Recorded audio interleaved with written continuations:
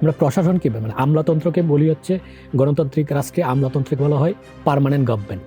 রাজনীতিবিদরা আমলাদেরকে যেভাবে ব্যবহার করতে চেয়েছেন ঠিক সেভাবেই ব্যবহার করতে পেরেছেন।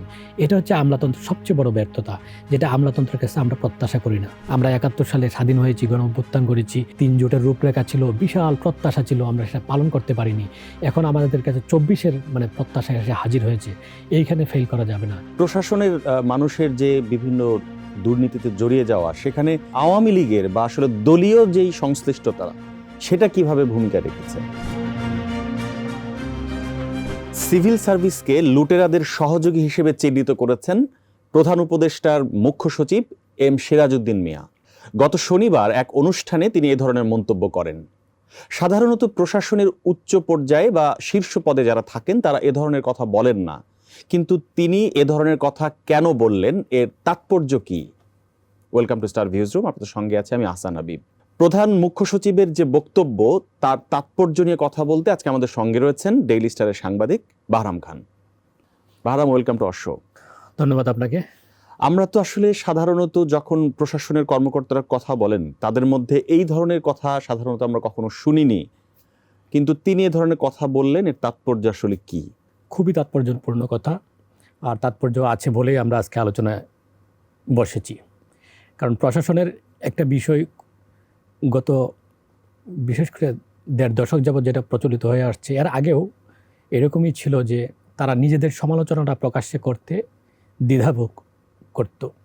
সেই বোধ থেকে এই সিরাজউদ্দিন মিয়া বের হয়ে এসেছেন। এটা প্রশাসনের জন্য খুবই গুরুত্বপূর্ণ, কারণ নিজের আত্মসমালোচনাটা মিডিয়ার সামনে, গণমাধ্যমের সামনে করতে পারার সাহস তিনি দেখিয়েছেন। এবং এই ৫ আগস্ট যারা রক্ত দিয়ে এই দেশের মানুষকে স্বৈরাচার মুক্ত করেছেন, তাদের প্রতি সম্মান রেখে যে তারা কাজ করছেন বা করার চেষ্টা করছেন, সেইটা তার এই মনোভঙ্গির মাধ্যমে প্রকাশ পেয়েছে বলে আমি মনে করি। তিনি এই হাসিনা প্রশাসনে একদিনও কাজ করতে পারেননি, এটা ঠিক। ওনার ব্যক্তিগত ক্ষোভ আছে, সেটাও ঠিক, কিন্তু বাস্তবতাকে সবাই এড়িয়ে গিয়েছেন। সিরাজউদ্দিন সাথী, সেটা সাথী বললাম ডাক নাম, উনি ওনার বিভিন্ন বইও আছে, তো তিনি সেটা লোকাননি। এটা গুরুত্বপূর্ণ আমার কাছে মনে হয়েছে।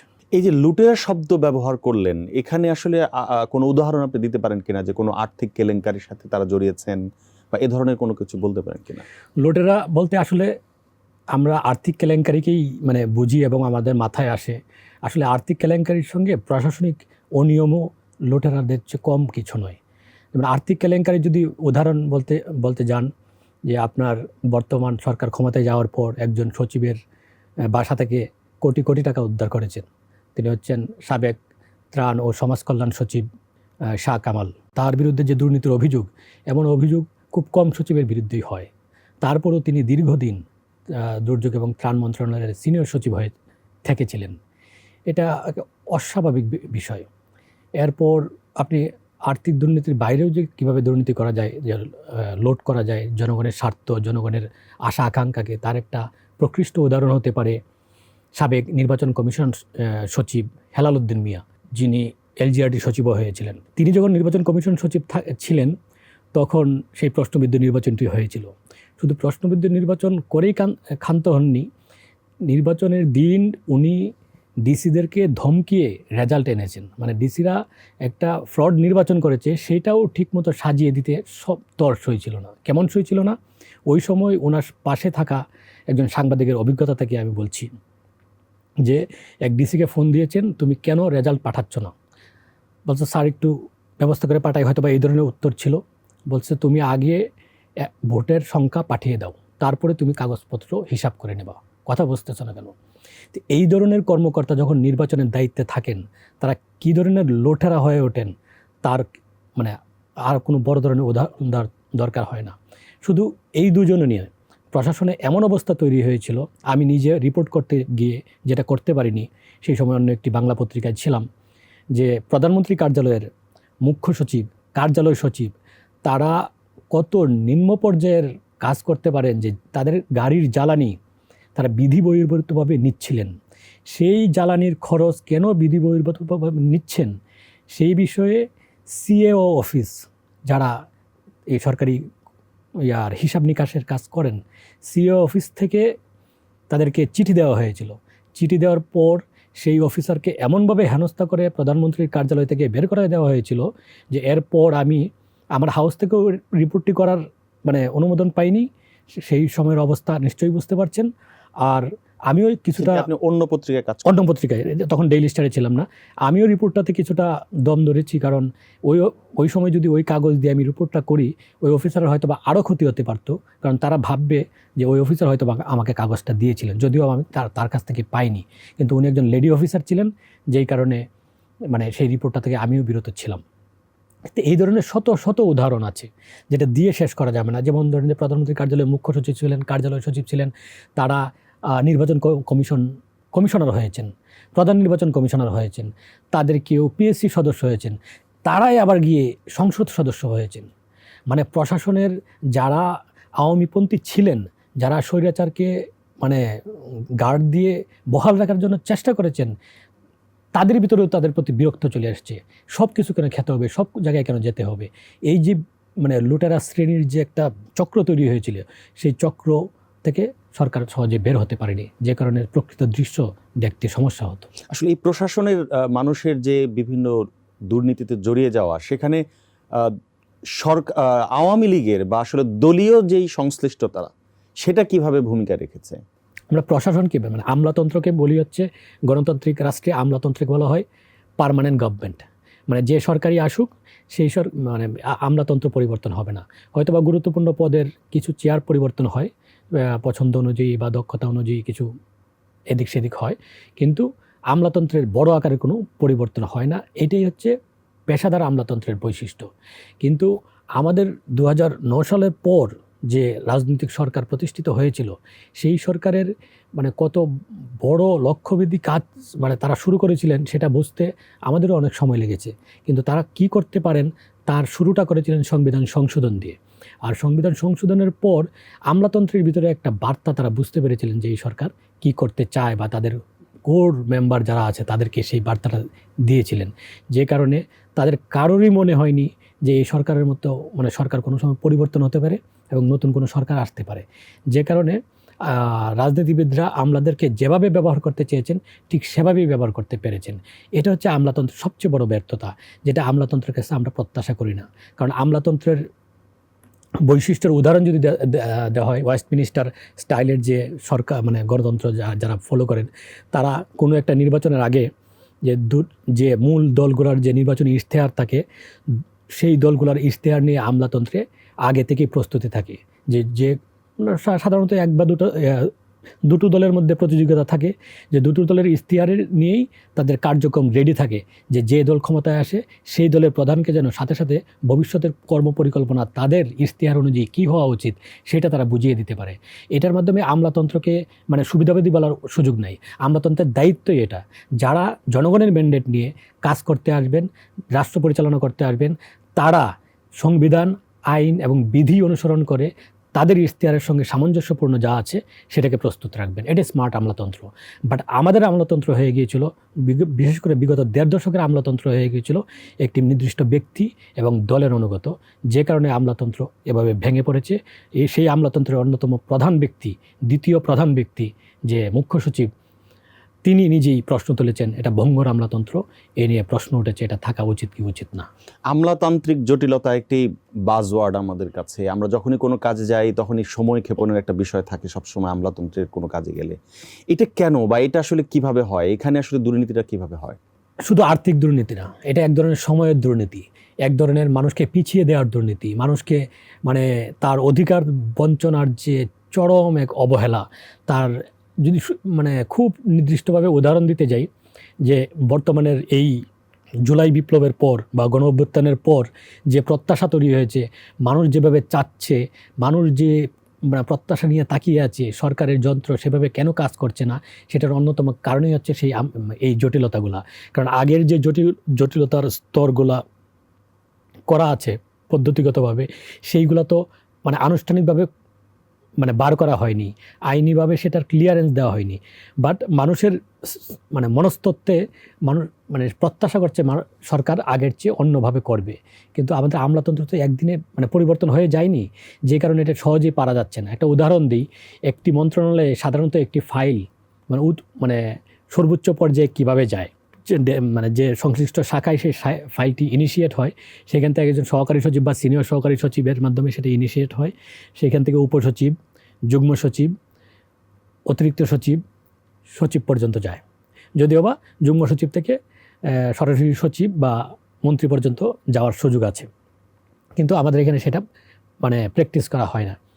আবার অন্য একটি মন্ত্রণালয় থেকে যদি কোনো একটি আদেশ নির্দেশ আসে বা একটা মানে কোনো চিঠি আসে, সেইটার চলাফেরার পদ্ধতিটা আরও জটিল। যেমন যে কোনো একটি মন্ত্রণালয় থেকে অন্য একটি মন্ত্রণালয়ে চিঠি গেলে সেটি যায় হচ্ছে প্রথমে সচিবের দপ্তরে, সচিব দপ্তর থেকে অতিরিক্ত সচিব, যুগ্ম সচিব, উপসচিব হয়ে শাখায় যায়। শাখায় যাওয়ার পর আবার একই জিনিস সেই একই পথে আবার সচিবের কাছে আসে যে তারা এটা জানতে চেয়েছে বা এটা করতে চেয়েছে, এটা বুঝতে চেয়েছে। এই যে সময়ক্ষেপণের মানে কালচার তৈরি হয়েছে এবং সিস্টেম আছে, সেই সিস্টেম থেকে অনেকেই বের হয়ে আসার চেষ্টা করছে, বিশেষ করে যারা এখন নতুনভাবে দায়িত্ব নিয়েছেন, কিন্তু সহজে সেটা করা সম্ভব হচ্ছে না। প্রশাসনের আসলে আমরা সবাই যে খারাপ এমন কি, নাকি ভালোর উদাহরণও আছে? আপনি কাজ করতে গিয়ে কি দেখেছেন? অবশ্যই, বিশেষ করে আগের আমলের অনেক উদাহরণের কথা আমরা শুনি, কিন্তু আমি যেহেতু প্রায় 1 দশক যাবত সচিবালয়ে কাজ করি, আমার নিজের কিছু ব্যক্তিগত অভিজ্ঞতাও হয়েছে, বাট পুরনো একটা অভিজ্ঞতা দিয়ে শুরু করি। যেমন গত 111 সরকারের সময় এনবিআর চেয়ারম্যান ছিলেন বদিউর রহমান। তিনি যখন সিনিয়র সহকারী সচিব ছিলেন জনপ্রশাসন মন্ত্রণালয়ে, তখন ক্ষমতায় স্বৈরাচার এরশাদের কাছ থেকে একটা নির্দেশ আসলো যে পুলিশ ক্যাডারে নিয়োগ পাওয়া এক লেডি অফিসারকে প্রশাসন ক্যাডারে মানে নিয়োগ দিয়ে দিতে হবে, তারপর ক্যাডার পরিবর্তন করে দিতে হবে। সে যেহেতু ক্যাডার হয়েছে ওইটা তো যাতে কোনো সমস্যা না হয়। ওই সময় সচিব এবং যুগ্ম সচিব সহ সবাই বিষয়টাকে এগ্রি করে। ওই যে শাখা থেকে এটা ইনিশিয়েট হবে ফাইলটা, বদিউর রহমান সেটার সিনিয়র সহকারী সচিব, তার কাছে মানে নির্দেশ গেল। বদিউর রহমান সেটা করতে রাজি হলেন না। কেন রাজি হলেন না? বললেন এটা আইন বিধিতে নাই, এটা যদি করতে হয় এই আইন পরিবর্তন করতে হবে বা এই বিধি পরিবর্তন করতে হবে। জয়েন্ট সেক্রেটারি সচিবের মাথায় তো বাজ, আরে প্রেসিডেন্ট চেয়েছে এটা হবে না, সিনিয়র সহকারী সচিব হিসেবে বদিউর রহমান বলছে অবশ্যই হবে না, কারণ এইটাই আমার আমলাতন্ত্র, আমি এভাবে ফাইল তুলব আমাকে যদি বলেন, আর আপনারা যেভাবে নির্দেশ দিয়েছেন প্রেসিডেন্টের নির্দেশ মোতাবেক আমি ফাইল তুলব না। তার মানে ভালোর উদাহরণ অনেক আছে। আরেকটা আমি যোগ করতে চাই, আমি তখন মানে ক্যাবিনেট ডিভিশনের যুগ্ম সচিব ছিলেন বর্তমানে নির্বাচন কমিশনের সচিব শফিউল আজিম। তিনি মানে আইন কানুনের দিক থেকে খুব দক্ষ অফিসার হিসেবে প্রশাসনে পরিচিত। তো ওনার অফিসে আমরা ওনার রুমে একদিন বসে আছি, আইসিটি ডিভিশনের একটা আইনের খসড়া আসলো। উনি হচ্ছেন মন্ত্রিপরিষদ বিভাগের একটা কমিটি আছে, যে কমিটি বিভিন্ন মন্ত্রণালয় এবং বিভাগ থেকে যে আইনগুলো আসে সেই আইনগুলোর ক্যাবিনেটে কোনটা উঠবে কোনটা উঠবে না সেইগুলো স্ক্রুটিনি করা ওনার কমিটির দায়িত্ব। তো ওনার কাছে মানে সজীবজের জয় আইসিটি বিভাগের উপদেষ্টা, তার এখান থেকে আসছে যেটা উপদেষ্টা মহোদয়ের ডিজায়ার, এই আইনটা যেভাবে আসছে ঠিক সেভাবেই যেন মন্ত্রী পরিষদে ওঠানো হয়। তো আমার সামনে তিনি সুন্দর করে ফাইলটা ওই অফিসারকে প্লেস করলেন এবং বললেন যে আমার কমিটির দায়িত্ব হচ্ছে এই আইনের সঙ্গে সংবিধানের এবং অন্যান্য আইনের কোনো সাংঘর্ষিক আছে কিনা, বিধানের কোনো সমস্যা আছে কিনা সেগুলো চেক করা।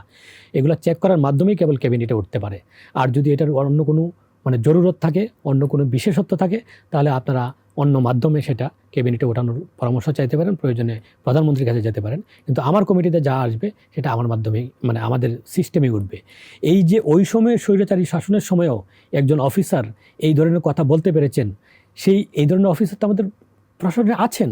প্রশাসন ক্যাডার থাকা উচিত কিনা এটি নিয়ে প্রশ্ন উঠেছে, এর পেছনে আসলে যৌক্তিকতা কি? এর যৌক্তিকতার দিক থেকে এটার কোনো মূল্য নেই, কারণ এর মুখরোচক আলোচনা হিসেবে সেটাকে অনেকে আলোচনা করে থাকেন।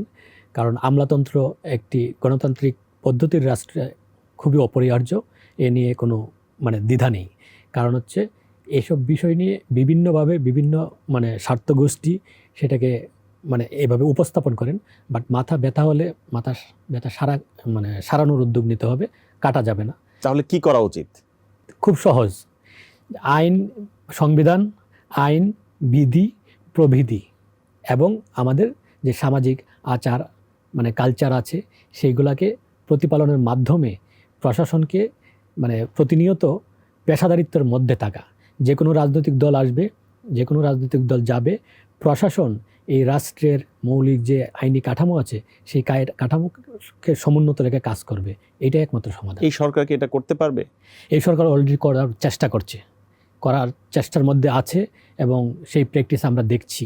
বিশেষ করে আমি জনপ্রশাসন মন্ত্রণালয় এবং মন্ত্রিপরিষদ বিভাগ নিয়মিত ফলো করার চেষ্টা করি। জনপ্রশাসন মন্ত্রণালয়ের বর্তমান যে সচিব বোকলেসুর রহমান, ওনার কাজের যে আমি স্টাইল দেখলাম সেটাতে আশান্বিত হওয়ার মতো বিষয় আছে। যেমন বর্তমান সরকার দায়িত্ব নেওয়ার পরই উনি যখন জনপ্রশাসন সচিব হিসেবে দায়িত্ব নিলেন, আমাদের ভিতরে একটা দ্বিধা ছিল যে 10-15 বছর আগে, উনি অবসরে গিয়েছেন 10 বছর আগে, কিন্তু উনি ওআইডি হয়েছিলেন প্রায় আরও 5 বছর আগে বা 6 বছর আগে। তো এত আগে প্রায় 15-16 বছরের গ্যাপে থাকা একজন অফিসার প্রশাসনের একটি সচল এত কারেন্ট একটি মন্ত্রণালয়ে কীভাবে নিজেকে ম্যাচ করবেন। কিন্তু আমি এখন দেখছি উনি যে গতিতে কাজ করতে চান ওনার যন্ত্র সেই গতিতে আগাতে পারে না, বা সরকারের তার মন্ত্রণালয়ের অন্যান্য অফিসাররা সেটা পারার ক্ষেত্রে হিমশিম খাচ্ছেন। তো এই ধরনের উদাহরণ আমাদের আছে। এই সরকার এটা পারা খুবই সম্ভব। যারা করতে চায় তাদের জন্য পথটা পরিষ্কার করে দিতে হবে। পরবর্তী সরকারের দায়িত্ব কি প্রশাসনকে সঠিক পথে পরিচালনা করার জন্য? পাহাড় সম অসম্ভব চ্যালেঞ্জের দায়িত্ব আছে। এই কারণে যে এই সরকার ইন্টারিম গভর্নমেন্ট হিসেবে তার যে দায়িত্ব আছে অল্প সময়ের ভিতরে কিছু সংস্কার শুরু করা, কিছু সংস্কার করে ফেলা, করে নির্বাচনের মাধ্যমে নতুন সরকারের হাতে দায়িত্ব দিয়ে দিবে। সেই সরকারই হচ্ছে সবচেয়ে বড় চ্যালেঞ্জে পড়বে যে জুলাই গণঅভ্যুত্থানে সাধারণ মানুষের, ছাত্র জনতার যে প্রত্যাশা তৈরি হয়েছে সেই প্রত্যাশাকে বাস্তব রূপদানের ক্ষেত্রে হাঁটি হাঁটি পা করে নিজেদেরকে চূড়ান্ত পর্যায়ে নিয়ে যেতে হবে।